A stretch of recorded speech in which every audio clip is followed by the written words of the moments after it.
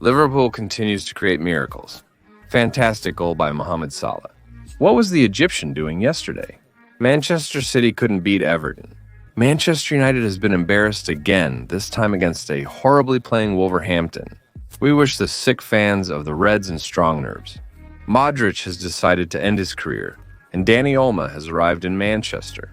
The Spaniard is preparing to sign a contract with the local Grand. We're talking about this and much more today. Friends, this is a dose of football, and the top 10 hottest news at this hour. Charge your royal likes, and we will continue to work without weekends. Well, I wish you a pleasant appetite and a pleasant viewing. No matter what stories Joan Laporta spins, Barcelona's financial situation is still far from its best times. Even with the signing of a new contract with Nike, the Catalans will still have to sell their best players to lead an active life in the transfer market. Diario Sport reports that the board of directors has already started listening to offers, even for those players they were planning to sell only in the summer. We're talking about central defenders Andreas Christensen and Ronald Araujo. Juventus would like to sign someone from this pair already in the winter. Barca is also carefully studying all offers for Ansu Fati. The Spaniard doesn't even make the starting lineup during the match, and he appears very rarely. Only 4 games in this season's La Liga. Even in the conditions of a tight schedule, forcing rotation, Hansi Flick does not trust the defender. And this means that Fati should change the prescription. But Blaugrana wants to get an offer that will satisfy all parties, including the player himself. So everything here is not simple. In the summer, Blaugrana made a scandalous transfer of Dani Olmo, pushing out Ilkay Gundogan, the best player of the last season. Laporta was literally cursing that the Germans left for game reasons, not financial ones. However, there is a suspicion that this may not be true. Immediately after terminating his contract, Barca purchased a Spaniard. They could only register Dani due to an injury to Andreas Christensen.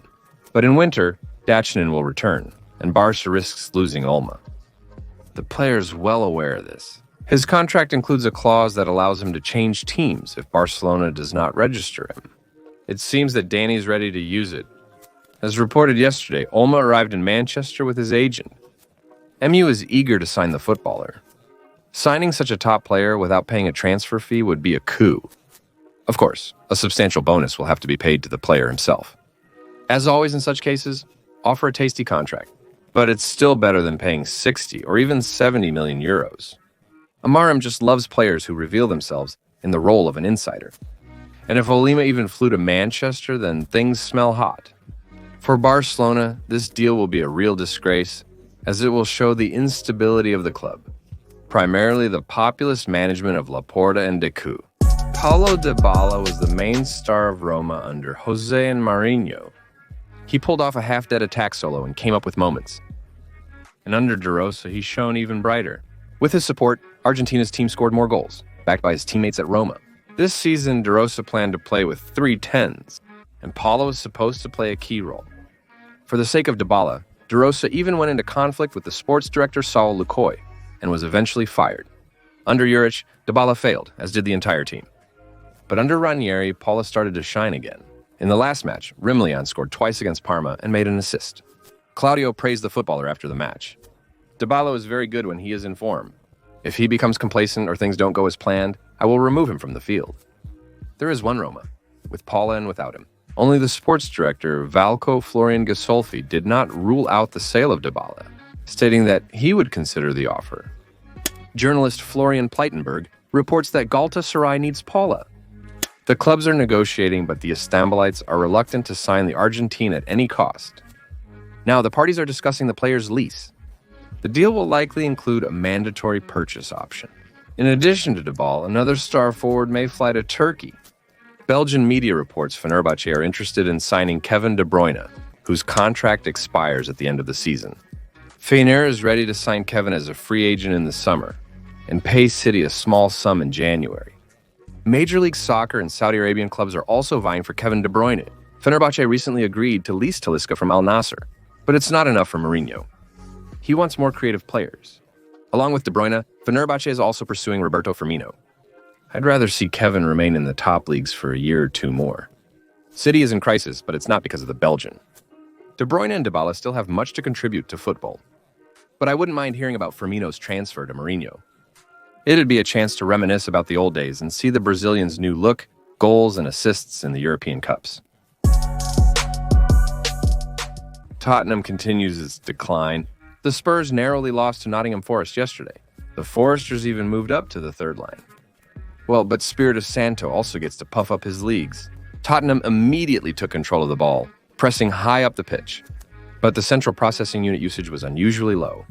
Nottingham's defense was very organized.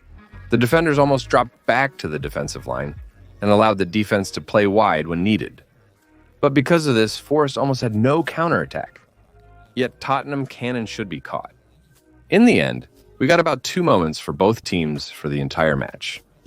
Forest realized Tottenham did not. I pity Postecoglou. Son Kulusevski and Johnson are playing on the last breath. Solanke also come out too often. And there are no alternatives. Londoners lack depth of composition. And the defense center, Tottenham ended the match with a pair of center backs Beso Gray due to Dragushin's injury. That is, with 2 supports in the center of defense. There are many questions about the glass, but even more so to Daniel Levy, because a club with Tottenham's ambitions should have a corresponding squad. And trauma won't save them, but it will allow them to survive without such a crisis. Like Tottenham, Manchester City is desperately short of players. Stones broke down in the very first match after the injury. Robin Desch is out for several weeks. It's completely unknown when Ederson will return. And this is the main troublemaker at his throat. Got to the point where Pep had to let go of the match with Everton, not having fixed Nathan Ake. And City failed again. It's just nothing. Although, considering that before this, the Irish took points from Arsenal and Chelsea, who knows? Could this be a sign that the citizens are making a comeback? Moreover, City clearly played more than just 1 goal. But then Erling Haaland happened. The Norwegian first missed a penalty, and then was also offside on the follow-up. Pickford retaliated and humiliated Erling for the modest Ortega, and simply humiliated Erling. He writhed in front of the 11-meter as best he could. After the save, he winked at Haaland. He found out about the direction of the strike thanks to the hints on the bottle. Manchester City has 1 victory in 30 matches. Haaland has only 1 goal in the last 7. Yesterday's game was an individual failure for the Norwegian already. 22 ball touches and only 1 shot on goal. The team is playing excellently despite the repeated penalty. Erling is not there. It seems it's not just about the absence of the last pass. Liverpool still risks being without key players of the team after this season. The Reds have not signed new contracts with Virgil van Dijk, Mohamed Salah, Ibrahima Konate, and Trent Alexander-Arnold. Konate, as Fabrizio Romano reported, is about to get a new agreement. According to Nicholas Kira, Salah has nearly reached an agreement with Liverpool, and everything is going well. As for Van Dijk, he recently stated, "The discussion obviously continues, but for now the future is uncertain. I am fully focused on Liverpool, and I don't know what the future will bring. But I can tell you that the discussion has started, and we have to wait. The main thing is that Liverpool has at least started the discussion on this matter." The captain himself appears inclined to stay, despite Real Madrid's interests. But the trend is there, and he is looking towards Spain. English journalists assert that the Tiers positively assess the situation. Marines consider Renta a priority for strengthening the right flank of defense. And they don't really think about alternatives, believing that they will be able to sign a contract with the Englishman. Spanish publication AS reports that the defender rejected all of Liverpool's offers, as he plans to stay at Real Madrid. Everything is going as planned for the Madridistas. It's not worth trusting this info too much. According to English media, Trent is reportedly very close to joining Madrid, despite no mention of rejected offers.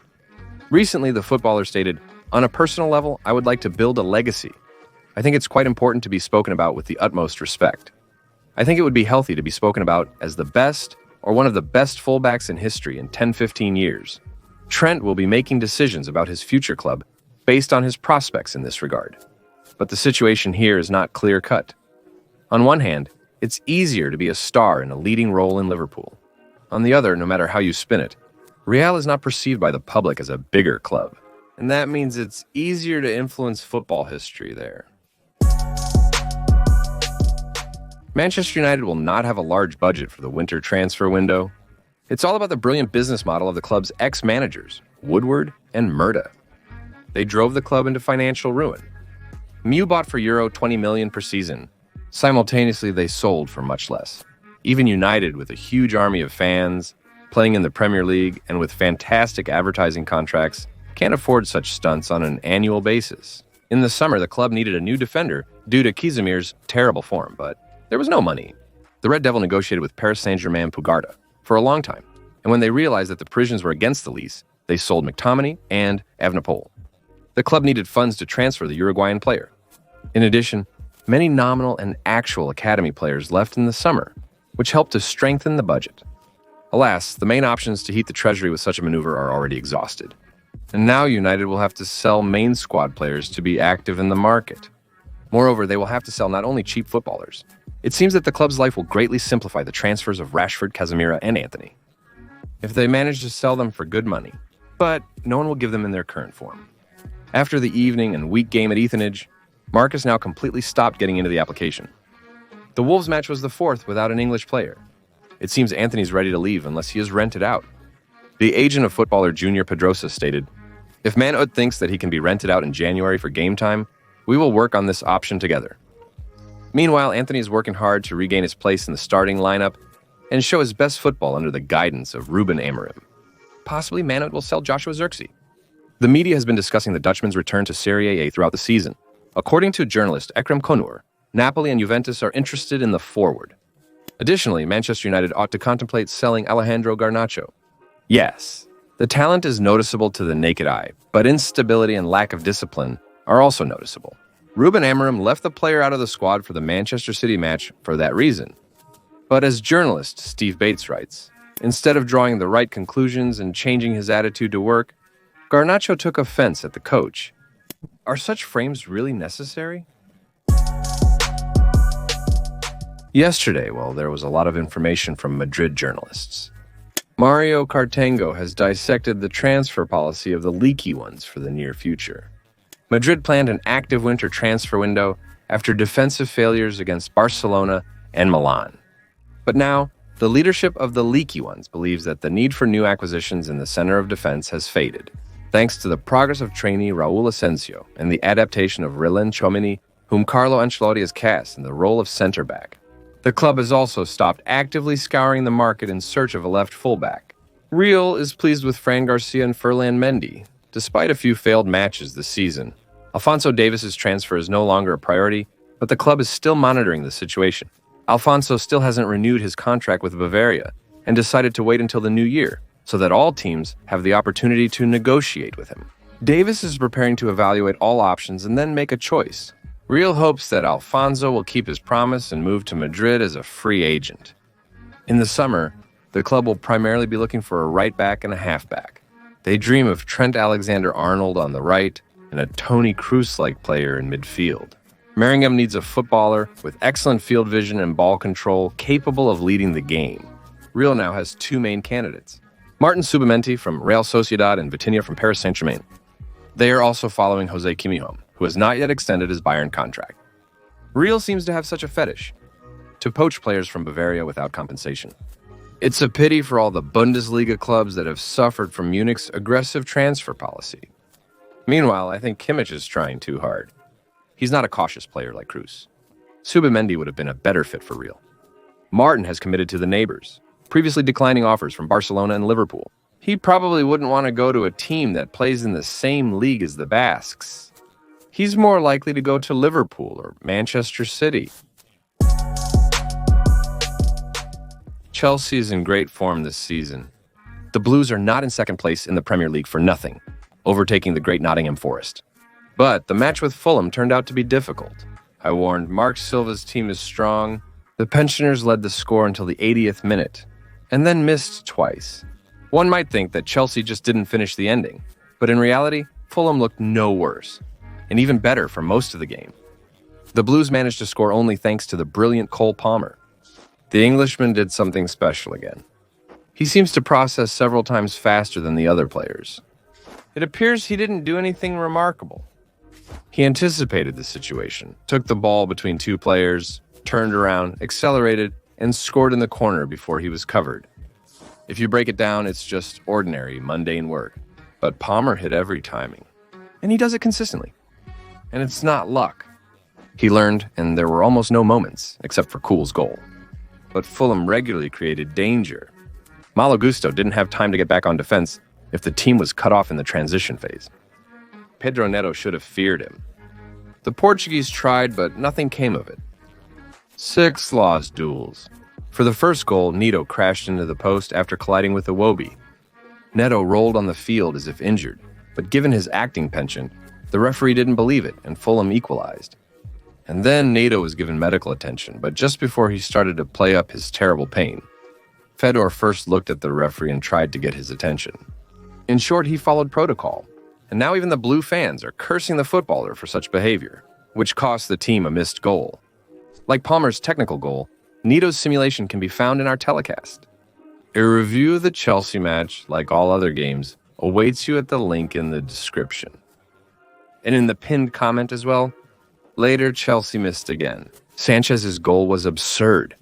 He threw the ball into the attack for no apparent reason, as none of his teammates attempted to break away. And strangely enough, Fulham had a chance for a counterattack. Cucurella, Sancho, and Gusto, except for a step, returned to defense. In short, a clumsy, unpretentious goal.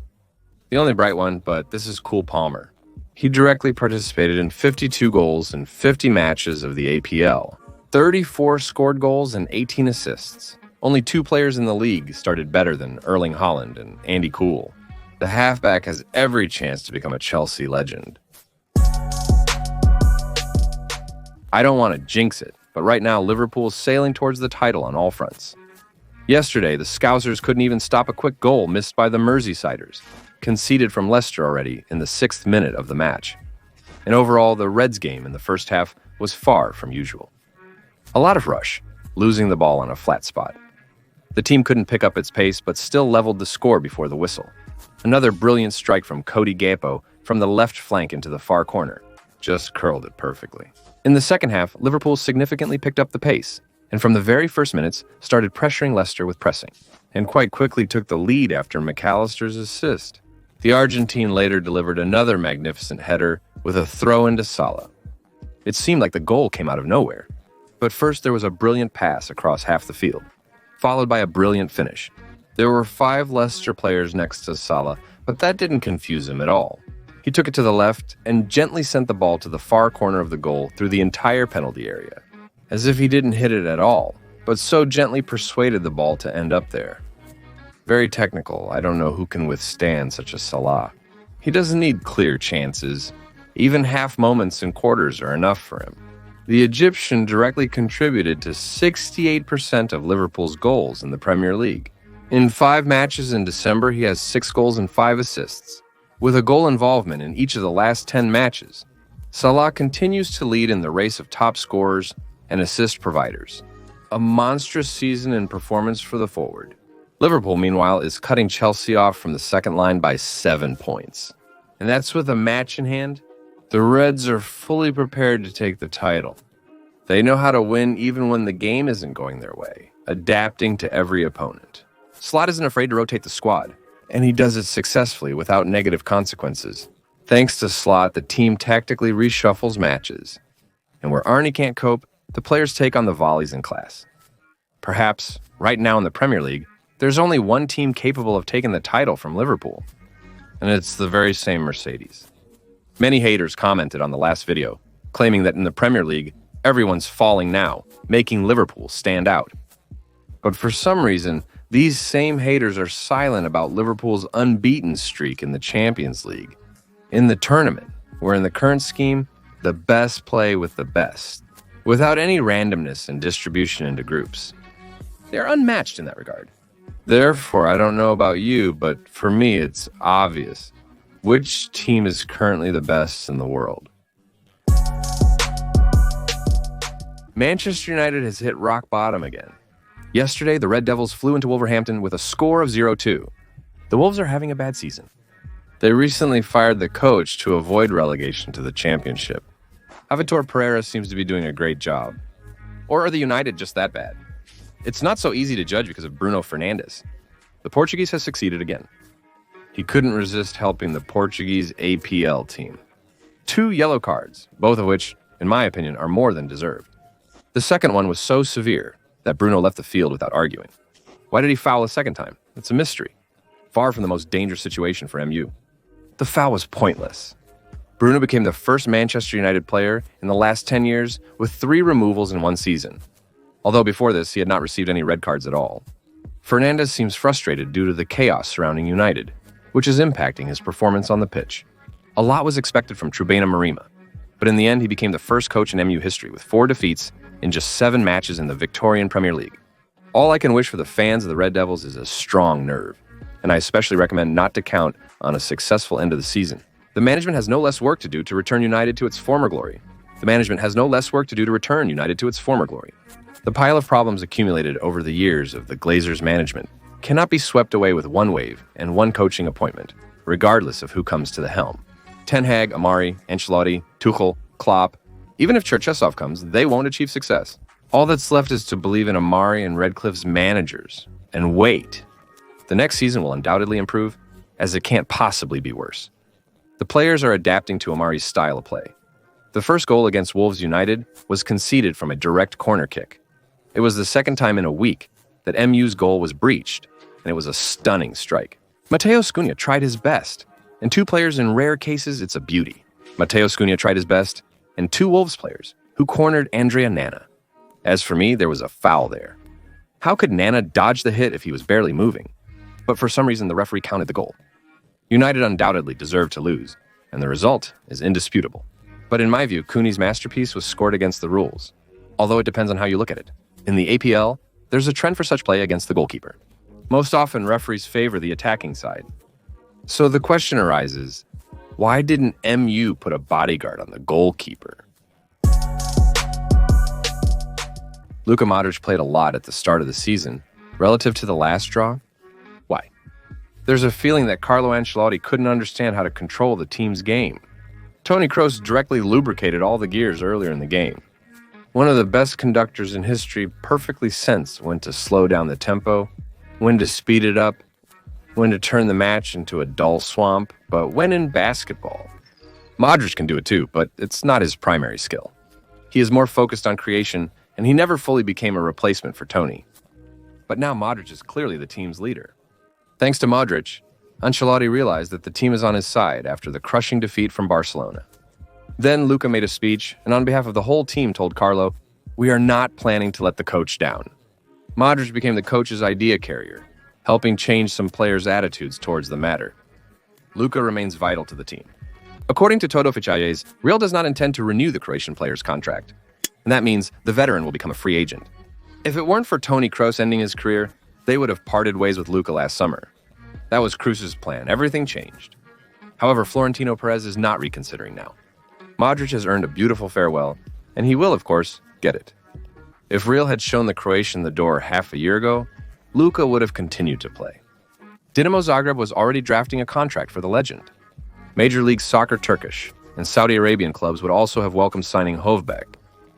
Assured, and now Modric will have a whole stack of different offers on his table. But, as the source asserts, this time Luka is not so confident in his strength and desire to continue. Modric is set to retire after a remarkable career at Real Madrid, where he won a record 27 trophies. His journey began with a challenging childhood during the Civil War years, leading to an extraordinary story of success. Luka was not strongly built, but talent, hard work, and discipline did their job. Ivan Rakitic said that every time he looks at Modric, he doesn't understand how someone so small can be so big. Luka's mentality is such that at 39, while many no less legendary peers would have hung up their boots 5 years ago, Modric is still playing at the highest level and even benefits Madrid. And Luka, like no one else, has earned a peaceful and happy retirement. That's all for today. Thanks for watching and for subscribing to the channel. My name is Kirill Cast, and this was your daily dose of football. Peace to your house and Johanga, friends.